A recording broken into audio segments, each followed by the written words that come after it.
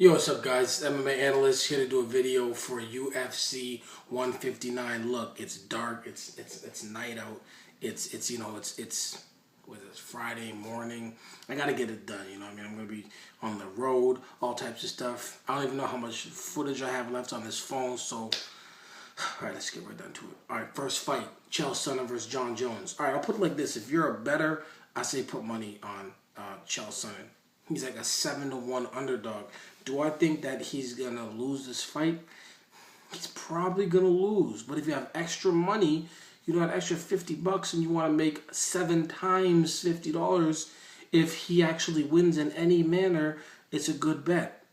Okay? Because I do think he has a very strong possibility to win. How do I think this is? Everybody that fights Jon Jones, similar to Anderson Silva, they're afraid. You got strikers who aren't as good as Jon Jones, who are afraid to strike, and then they're not as good on the ground either, so they don't want to throw punches because they don't want to get punched, and they also don't want to throw kicks because they don't want to get taken down. And you know, when they get on the ground, the jiu-jitsu ain't that great, so they get elbowed in the face. They're just afraid to fight. That's what happens. You got guys like Rashad Evans, pretty good wrestler, decent striker, go in the cage, all of a sudden they frozen up, you know, just standing there, deer in the headlights, and they're getting elbowed in the face and punched and just not reacting like a fighter normally would. And Jon Jones has had the luxury of not having to fight anybody who doesn't care about all that. And just like in the Anderson Silva fights, which he lost, you know, I think Jon Jones... Chael Sonnen's going to take the fight to Jon Jones. If Jon Jones better not start this little 3-point, you know, crawling across the cage, good, taking it right down. I think you got to ask yourself, what happens when Jon Jones is on his back? If he gets a takedown, if he gets taken down, put on his back, you know, can he get up quickly? How much energy is he going to expend? How much cardio does he have? It's very different cardio-wise. You know, he was tired in most of his fights. He was tired, you know, going back to his corner against Machida. He was tired. He's been tired in most of his fights, you know what I mean? And this is when he's been dominating. He dominates and he gets tired. So if he gets put on his back, what kind of situation is going to be with his cardio? I know Chael Sonnen, you know, his cardio is going to be fine, especially if he's on top. So the way I see it, you know, obviously if the fight stays on the feet, Chael Sonnen's a dead man, obviously. If he can't take down Jon Jones, he's a dead man. But I think he can, and I think he will. It's at 205, you know. I think he's going to be in shape. He's going to be big. He's going to be strong. And, you know, he's going to be all TRT'd up. You know what I mean? It is what it is. So, at the end of the day, I think Jon Jones has a obviously advantage. You know, I don't think he's anywhere near a 7-1 favorite. And I don't think the fight's going to look like that either.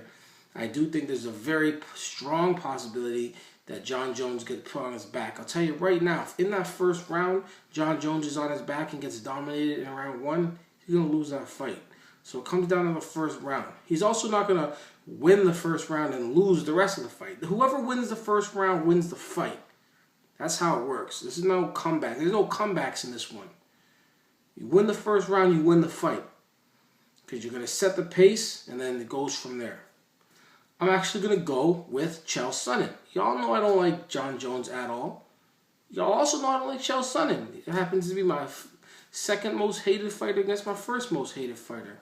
You know what I mean? Am I being biased? I don't know. But I think Jon Jones is going to at least be in one hell of a fight. We're going to see. Now, like I said, if Chael Sonnen comes on and goes for a takedown and he gets stuffed down real quick, well, that's over. You know what I mean? Rip up the ticket if you bet on Jon Jones, on Chael Sonnen. Also, remember Kevin Randleman versus Cro Cop, the first fight? Go for the takedown, come up top. Right? Remember how he knocked down Anderson Silva?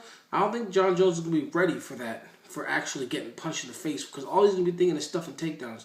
And we don't know what Jon's chin's like either. Remember, like, he's been doing his thing, but, you know, what's his chin like? Can he take a shot? We have yet to figure that out. All right, I'm going to go with Chael Sonnen by decision. Call me crazy. We'll see what happens after the fight. Alan Belcher versus Michael Bisping. I'm going to go with the underdog here. Again, I mean, I looked at the card. I've never picked so many underdogs in my life. Alan Belcher, Michael Bisping. Michael Bisping, Obviously, I had no problems with Michael Bisping now, by the way. I used to dislike him, whatever. We know what he likes to do. Jab, jab, move around, pitter-patter, you know, decent wrestler. You know, underrated ground game. He really does have an underrated ground game, especially off his back. Good cardio. It is what it is. I think Alan Belcher, though, I think he's going to be able to... He's a better striker, more powerful striker, great jiu-jitsu, good wrestling. His main problem is cardio. So if Alan Belcher does lose his fight, it's going to be because he got tired halfway through the second round, lost the second round, and the whole third round was a waste. You know what I mean? This fight is going to go to decision if Michael Bisping wins. And then Alan Belcher will probably win by submission or knockout if Alan Belcher wins. I'm going to go with Alan Belcher by... I'm going to go with Alan Belcher by... You know what? I want to say by a knockout. It's going to be difficult to submit Michael Bisping. All right, Phil Davis versus Vinny Magalhaes. Phil Davis, obviously, very good wrestling, but Vinny has amazing jiu-jitsu. So it probably is in Vinny's best interest to get the fight to the ground, obviously, and end up on top. And Phil, all he needs to do is stuff takedowns for the whole fight and throw punches. The problem with Phil is his striking is really bad, really bad.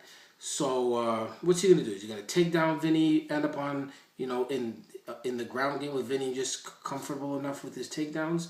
I think that's what he's gonna end up doing. His striking, he's just not good enough. He's not confident enough in his striking to actually keep the fight on the feet the entire time.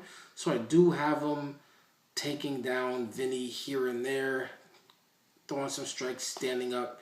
And I think I have Phil Davis winning via decision. There's very possible that he's going to hit the ground with Vinny and get submitted. But I'm going to go with Phil Davis going to the ground game, but not going too deep into the ground game to the point where he's trapped up. Oh, there, his leg's gone, or he lost the arm, or whatever the situation is. I think he's going to be able to GSP it. You know what I mean? Get a takedown, do your thing, get away. I think that's what he's going to be able to do. Chet Congo versus Roy Nelson. Chet Congo can get knocked out on the feet. He can get taken down and submitted. But he can also knock out Roy Nelson, or at least beat him up pretty bad. The easiest thing for Roy Nelson to do here is to move in with the big punches, lock up, drag him down, and completely dominate him on the ground. The problem with Roy Nelson is I don't think his fighter IQ or discipline is it's not good enough or high enough for him to just really stick to that game plan. If he does, it's an easy fight for him. I mean, he's going to have to fight for a takedown, but once he gets a takedown, Chet Congo's done. You know, side mount, you know, side control, and he's going to, you know, crucifix from the top, put that belly all in his face, pitter patters on the head. It's pretty simple.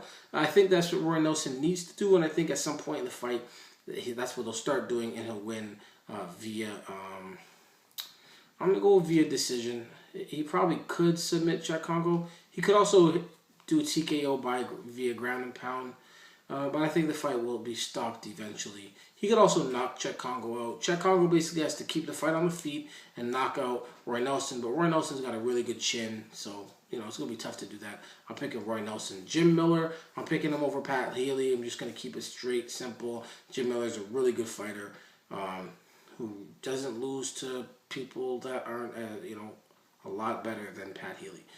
I'm going to go with Ovin St. Preux over Gian Valente. I'm actually going to go with Cody McKenzie over Leonard Garcia, another underdog.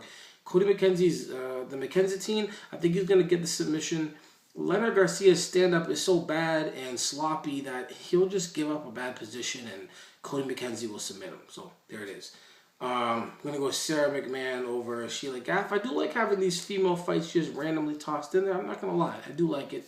So, you know, congrats. The female, you're doing your thing. I'm going to go with James Head over Nick Catone.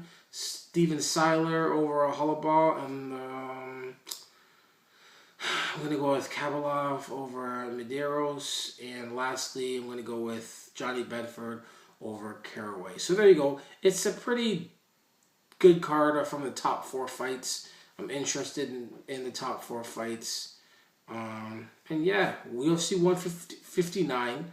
You know, hopefully this is all right. Like, you know, like I said, is either we in the dark, I'm shooting from like literally the cave, boom, you know what I mean? Like, I feel like I should be like they've got me. They're gonna, America, please save me. I'm trapped. Like I'm being held by terrorists. The dude with this swords right here. They're gonna give me a piece of paper. I gotta start reading Allah Akbar and all this stuff. But anyways, luckily that's not it. It's just I'm recording late at night. But anyways, there you go. UFC 159. I'm gonna say this one time. One time. That's it. One time. War, Sonnen. That's crazy. MMA, it's important. Peace.